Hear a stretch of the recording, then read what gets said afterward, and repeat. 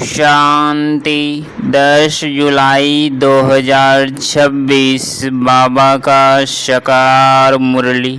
मीठी बच्ची, बाप आए हैं तुम बच्चों की अविनाशी ज्ञान रत्नों से झोली भरने।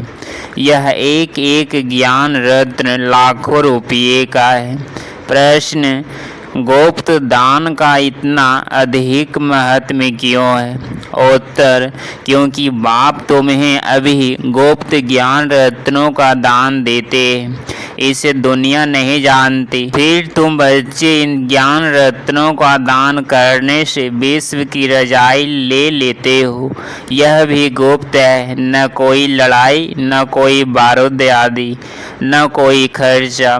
गुप्त रीति से बाप ने तुम्हें रजाई दान में दे दी, इसीलिए गुप्त दान का बहुत महत्व है। केवल ओम शांति।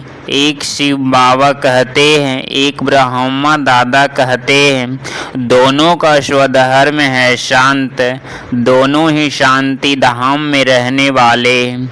तुम बच्चे भी शांति धाम में रहने वाले हो, निराकार देश में रहने वाले आए हो, शकारी देश में पाट बजाने, क्योंकि यह ड्रामा है ना। बच्चों को आदि मध्यांत का ज्ञान बुद्धि ही में भरा हुआ है, ऊपर से लेकर नीचे तक उच्च से उच्च भगवान, उनके साथ बच्चे हैं। इन बातों को अच्छी रीति समझो, तुम्हारे सिवाय यह ज्ञान कोई में है नहीं। तुम पढ़ते हो खुदाई स्कूल में, भगवानुवाच्य भगवान तो एक ही है, कोई 10-20 भगवान नहीं होते। जो भी सब धर्म वाले हैं, उनकी जो भी आत्माएं हैं, सबका एक ही बाप है। जिस बाप सृष्टि रचते हैं तो कहा जाता है प्रजापिता ब्रह्म। शिव के प्रजापिता नहीं कहेंगे, प्रजा तो जन्म मरण में आती है, आत्मा संस्कार के आधार से जन्म मरण में आती है। फिर चाहिए प्रजापिता ब्रह्मा, गाया हुआ है प्रजापिता ब्रह्मा, पिता परमात्मा प्रजापिता ब्रह्मा द्वारा रचना रचते हैं, उनको बुलाया ही जाता है पतित पावन आओ।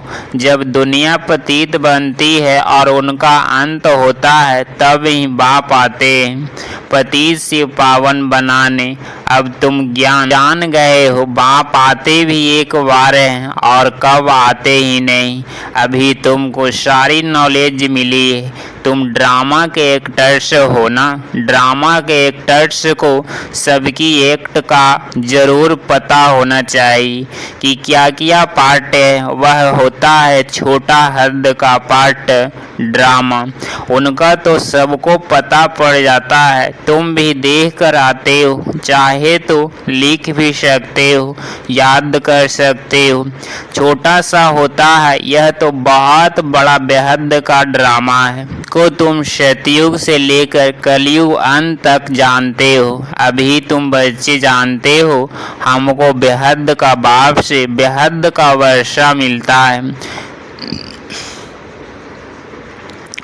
फिर हद की बाप से हद का वर्षा, हद की प्रॉपर्टी मिलती है। बाबा ने समझाया था, रजाएं जो बनते हैं वह अगले जन्म में दान पुण्य आदि करने से एक जन्म के लिए राजा बनते हैं, ऐसे नहीं कि वह दूसरे जन्म में भी बनेंगी।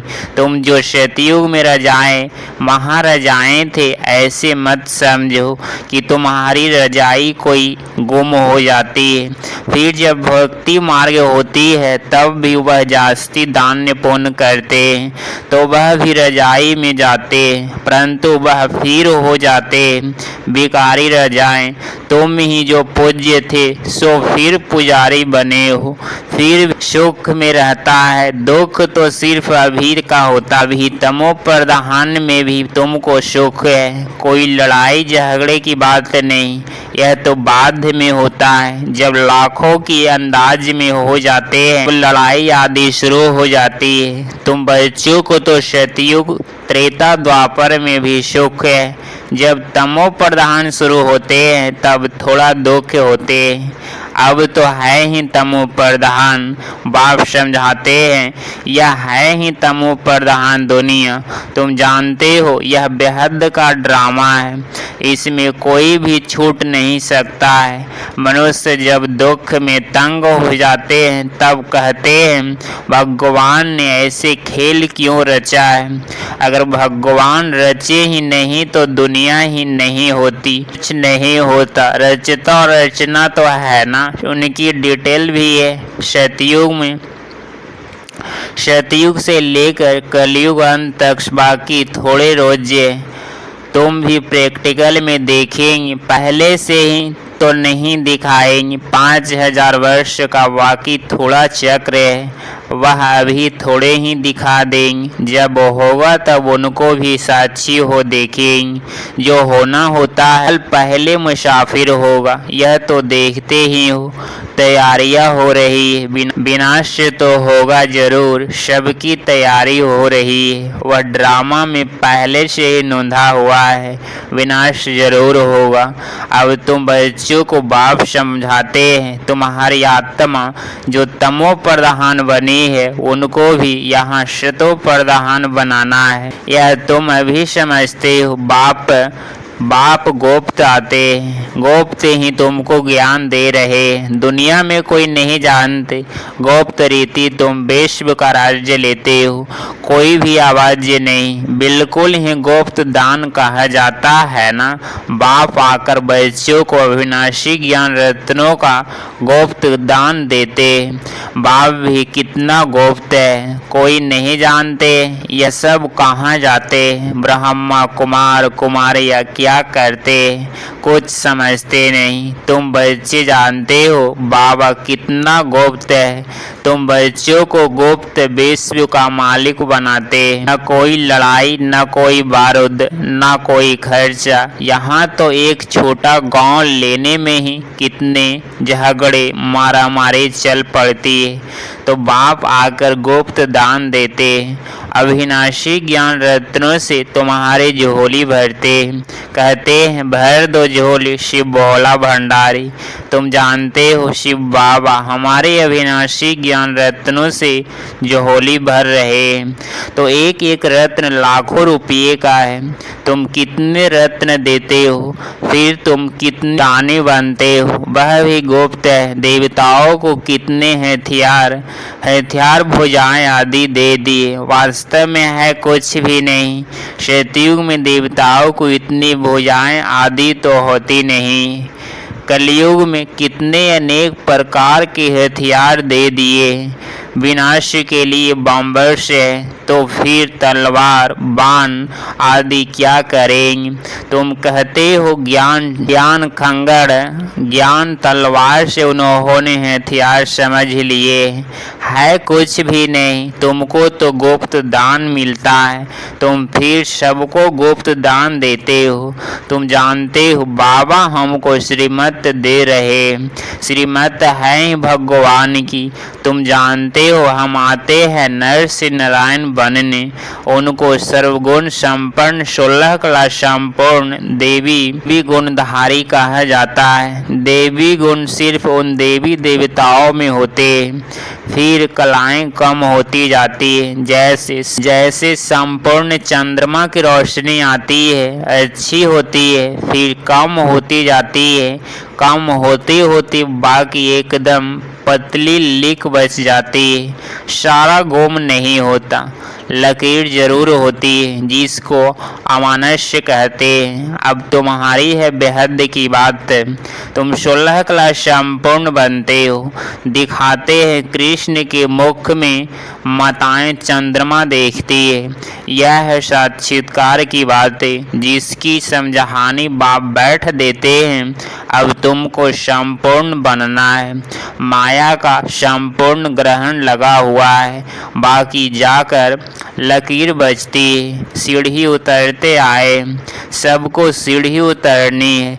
तब ही फिर सबको वापिस जाना पड़े। तुम हो अभी थोड़े हो, आहिस्ते आहिस्ते वृद्धि होगी। पढ़ाई में बहुत नहीं पास होंगे। तुम्हारे सेंटर भी धीरे धीरे वृद्धि को पाते रहते हैं। समय नज़दीक आता जाएगा, फिर समझेंगे इन्हों में क्या है। दिन प्रतिदिन वृद्धि को पाते रहते हैं। अभी कहते हैं हमने समझा था यह कहाँ तक चलेंगे, खत्म हो जाएंगे। शुरू में इस डर से बहुत भाग गए, पता नहीं क्या होगा, न यहाँ के न वहाँ के रहेंगे। इससे तो भाग गए, फिर उनमें से आते रहते हैं। बाप कितना सहज रीति से बैठ समझाते हैं। इन अहिल्याओं को कोई तकलीफ नहीं देते हैं। इन्हों का भी उद्धार तो होना है। कहते हैं बाबा हम तो कुछ पढ़ी लिखी नहीं। बाप कहते हैं कुछ नहीं पढ़ी हो तो बहुत अच्छा है। शास्त्र आदि जो भी पढ़े हो वह सब भूल जाओ। मैं कुछ जास्ती पढ़ता नहीं हूँ, सिर्फ कहता हूँ तुमको याद करो तो फिर बादशाही तुम्हारी है। बस तुम्हारा बेड़ा पार हो जाएगा। बच्चा पैदा हुआ और कहेंगे बाबा बस वर्षे का हकदार बन जाते हैं। यहाँ भी तुम हकदार बन जाते हो। बाप दादा को याद किया और राजधानी तुम्हारी इसीलिए गाया हुआ है। सेकंड में जीवन मुक्ति साहूकार लोगों का है। पिछाड़ी में पार्ट पहले गरीबों की बारी है। तुम्हारे पास आपो ही आएंगे। दलितों का भी उद्धार होना है। बिहिलनी का भी गायन। कहते हैं राम ने बिहिलनी के बैर खाए। वास्तव में राम भी नहीं, शिव बाबा भी नहीं। हाँ हो सकता है इस ब्राह्मण को खाना पड़े। बिहिलनी आदि आएगी, समझो टोली आदि ले आए तो इनकार कैसे कर सकते हैं। बिहिलनी गणिकाओं ले आएगी तो तुम भी खाएंगे। शिव बाबा कहते हैं मैं तो नहीं खाऊंगा, मैं तो अभोक्ता हूँ। तुम्हारे पास आएंगे अभी, गवर्नमेंट भी मदद करेगी कि इनको उठाओ। तुमको भी ऑटोमेटिकली प्रेरणा होगी। बाबा गरीब निवाज्य है तो हम भी गरीबों को समझेंगे, वेलनिया से भी निकलेंगे। इतना बड़ा झाड़ है, इसमें एक भी देवी देवता धर्म का नहीं रहा और सब धर्मों में कन्वर्ट हो गए हैं। अब बाप कहते हैं जो भक्ति करने वाले हैं उनको संभालो, समझाओ। तुम देख रहे हो सैंपलिंग कैसे लगता है। ब्राह्मण कैसे बनते हैं, जो सूर्यवंशी चंद्रवंशी देवता बनते होंगे यहीं आते जाएंगे। एक बार भी सुना तो स्वर्ग में जरूर आएंगे। बाबा ने काशी करवट का भी मिसाल सुनाया है। शिव पर जाकर बलि चढ़ते थे, उनको भी कुछ तो मिलना चाहिए। तुम भी बलि चढ़ते हो, पुरुषार्थ करते हो रजाई के लिए। भक्ति मार्ग में रजाई तो होती नहीं, वापिस से कोई भी जा नहीं सकती। तो क्या होता है, पाप किए हुए है उनकी सजा भोग चुकतो कर देते। फिर नए सिर जन्म होता है, नए सिर पाप शुरू होता है। बाकी रहना तो सबको यहाँ ही है। नंबर 1 में तुम ही हो, तुम ही 84 जन्म भोगते हो। सबको सतो रजो तमो में आना होता है। बाप कहते हैं इस समय सारे मनुष्य सृष्टि का झाड़ जड़ भूत हो गया है। मनुष्य तो बिल्कुल घोरे अंधियारे में कुंभकर्ण की नींद में सोए हुए हैं। एक कुंभकर्ण नहीं अनेक है। तुम कितना भी समझाते हो, समझते ही नहीं। जितना पाठ है वह पुरुषार्थ करते और वही माता पिता के दिल पर चढ़ते। तख्त नशीन भी वही बनेंगे। कितनी बच्चियाँ पूछती है बाबा बच्चों को डांटना पड़ता है। बाप कहते हैं इनका इतना कुछ नहीं, तुम पुकारती हो पावन बनाओ। बाप भी कहते हैं काम महाशत्रु है, ऐसे नहीं कहा जाता। क्रोध शत्रु है, माताओं में इतना नहीं होता है। पुरुष बहुत लड़ाई करते हैं, अब बाप ने तुम माताओं को आगे किया है। वंदे मातरम। नहीं तो माताओं को कहते हैं तुम्हारा पति गुरु ईश्वर है, उनकी मत पर चलना है। हथियारा बांधा फिर फट से पतित बन, यह ईश्वर मिला उनको। अभी राम राज्य स्थापना होता है, बाकी सब मरते जाएंगे। बाबा ने समझाया है, विनाश से काले विपरीत बुद्धि, विनाश से काले प्रीत बुद्धि तुम्हारी परमपिता परमात्मा से प्रीत बुद्धि है। तुम्हारी आत्मा जानती है शिव बाबा इनमें आते हैं, इन द्वारा हम सुन रहे हैं। इतनी छोटी बिंदु है, शिव बाबा का यह टेम्परेरी रथ है। इसके द्वारा यह रुद्र ज्ञान यज्ञ रचा है, जो बढ़ता ही जाएगा। बच्चों की बूंद बूंद से तालाब भरता रहता है। बच्चे अपना सफल करते रहते हैं, क्योंकि जानते हैं यह तो सब कुछ मिट्टी में मिल जाना है, कुछ भी रहना नहीं है। इतना तो सफल हो जाए। सुदामा का भी मिसाल है ना। बच्ची अब बाबा के पास चावल मुट्ठी वह 6-8 रुपये भेज देते हैं। वह बच्ची, बाप तो गरीब निवाज्य है ना। यह सब ड्रामा में नूंधा है, फिर भी होगा वांधेलिया है। बाबा कहते हैं भाग्यशाली हो, शिव बाबा का हाथ तो मिला है ना। एक दिन आएगा सब आर्य समाजी आदि भी आएंगे। जाएंगे कहाँ? मुक्ति जीवन मुक्ति की हट्टी तो एक ही है, सजाएं खाकर सबको मुक्ति में जाना है। यह है क़यामत का समय, सब वापिस जाएंगे। यह है साजन की बारात। कैसे बारात जाएगी? वह भी साक्षात्कार होगा, तुम्हारे सिवाय और कोई देख न सके। अच्छा, मीठे मीठे से खिलते बच्चों प्रति माता पिता बाप दादा का याद प्यार और गुड मॉर्निंग। रूहानी बाप की रूहानी बच्चों को नमस्ते नमस्ते। धारणा के लिए मुख्य सार पॉइंट नंबर 1, बाप द्वारा ज्ञान का जो गुप्त दान मिला है उसके पहलू को समझ अपने झोली ज्ञान रत्नों से भरपूर करनी है। इसको गुप्त दान देते जाना है। पॉइंट नंबर 2, इस क़यामत के समय जबकि वापस जाना है तो अपना सब कुछ सफल करना है, प्रेत बुद्धि बनना है, मुक्ति और जीवन मुक्ति का रास्ता सबको बताना है। 10 जुलाई 2026 का वरदान, भोलेपन के साथ ऑलमाइटी अथॉरिटी बन माया का सामना करने वाले शक्ति स्वरूप भव। स्पष्टीकरण, कभी कभी भोलापन बहुत भारी नुकसान कर देता है। सरलता भोला रूप धारण कर लेती है, लेकिन ऐसे भोला नहीं बनो जो सामना नहीं कर सको। सरलता के साथ सामने और सहन करने की शक्ति चाहिए।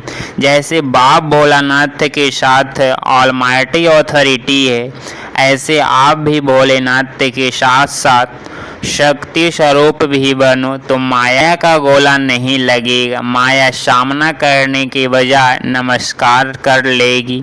स्लोगन, अपने दिल में याद का झंडा लहराओ तो प्रत्यक्षता का झंडा लहरा जाएगा। यह व्यक्ति सारे ज्वाला स्वरूप स्थिति में रह शक्तिशाली याद का अनुभव करो।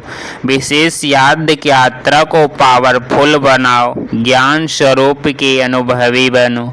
आप श्रेष्ठ आत्माओं की शुभ वृत्ति व कल्याण की वृत्ति और शक्तिशाली वातावरण अनेक तड़पती हुई भटकती हुई पुकार करने वाली आत्माओं को आनंद शांति और शक्ति की अनुभूति कराएगी। अगर आप इस चैनल पर डेली मुरली क्लास सुन रहे हैं तो चैनल को प्लीज़ सब्सक्राइब करें और नोटिफिकेशन ऑल पे क्लिक करें। मिलते हैं अगली मुरली क्लास में। ओम शांति, ओम शांति।